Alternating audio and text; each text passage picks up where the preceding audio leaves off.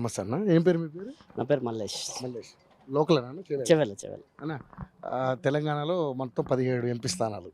So దేశవ్యాప్తంగా ఇప్పుడు ఎన్నికలు జరుగుతూ ఉన్నాయి కాబట్టి మరి ఈ 17 స్థానాలకి ఇక్కడ ఎవరు గెలిచే అవకాశం ఉంది? ఎందుకంటే ముఖ్యంగా చూసుకుంటే మన చేవెళ్ళ నియోజకవర్గంలో ఉన్నాం కాబట్టి ఇక్కడ కాంగ్రెస్ నుంచి రంజిత్ రెడ్డి గారు, బీజేపీ నుంచి కొండా విశ్వేశ్వరరెడ్డి గారు, అదేవిధంగా జ్ఞానేశ్వర్ గారు బీఆర్ఎస్ పార్టీ నుంచి. ముగ్గురులో పోటీ ఎలా ఉండబోతుంది? ఎవరు గెలిచే అవకాశం ఉంది? పోటీ అయితే చెవెళ్ళ పార్లమెంటు నియోజకవర్గంలో బీజేపీ వర్సెస్ కాంగ్రెస్ ఉంది. రెండు పార్టీల మధ్యనే ఉంది. బీఆర్ఎస్ అస్సలు ఉండదు. ఎందుకంటే బీఆర్ఎస్ లో బలమైన నాయకులు ఆల్రెడీ కాంగ్రెస్ గవర్నమెంట్ రాగానే వాళ్ళంతా వెళ్ళిపోయారు.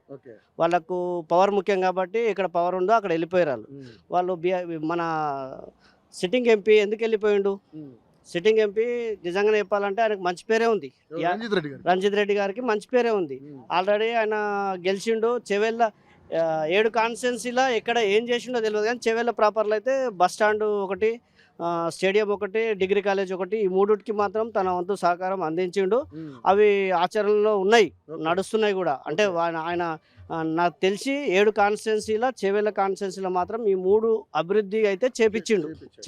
సో అంటే వ్యక్తిపరంగా చూస్తారా, పార్టీ పరంగా చూస్తారా? నేను ఏమన్నా వ్యక్తిపరంగా అంటే వాళ్ళు పెద్ద రాజకీయ నాయకులు, ఎంపీ, ఆయన మామూలు జనాలకైతే కలవాడు కదా. కలుస్తాడా? కలవాడు. ఏమున్నా పార్టీ పరంగానే చూస్తారు, అభివృద్ధి చూస్తారు అంతే. ఎందుకంటే పర్సనల్గా ఎవరికి లోకల్ అయినా కాదు. ఆయన ఉండేది బంజారాయిల్స్లో ఎక్కడనో, చెవెళ్ళ లోకల్ అయితే ఏమి ఉండడు. అట్లా నాకు తెలిసి ఇద్దరు మధ్యలో ఉంది, కొండా విశ్వేశ్వరరెడ్డి ఆర్ రంజిత్ రెడ్డి మధ్యలో.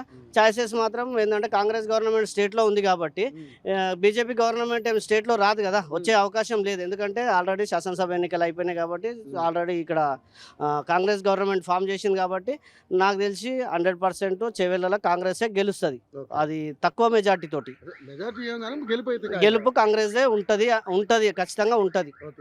సో అంటే ఇప్పుడు డెవలప్మెంట్ అన్ని బాగానే జరిగినట్టు చేవెళ్ళలో డెవలప్మెంట్ ఎప్పుడు అసలు పట్నం వాళ్ళు పట్లోళ్ళు వాళ్ళు చేవెళ్ళకు పట్టిన గ్రహణం. పట్నం వాళ్ళు పట్నం వాళ్ళు రంజిత్ రెడ్డి అన్న బస్ స్టాండు, ఆ డిగ్రీ కాలేజో లేకుంటే అది దాన్ని ఏమంటారు స్టేడియం, రాజశేఖర రెడ్డి ఉన్నప్పుడు స్టార్ట్ అయిన స్టేడియము మన రంజిత్ రెడ్డి గారు పూర్తి చేసారు.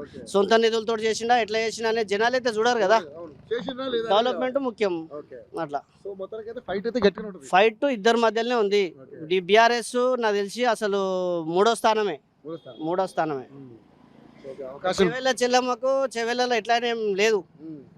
అందరు ఉన్నది అనుకుంటారు కానీ ఆమెకి చెవెళ్ళ చెల్లమ్మకు చెవెళ్ళలో ఏం లేదు.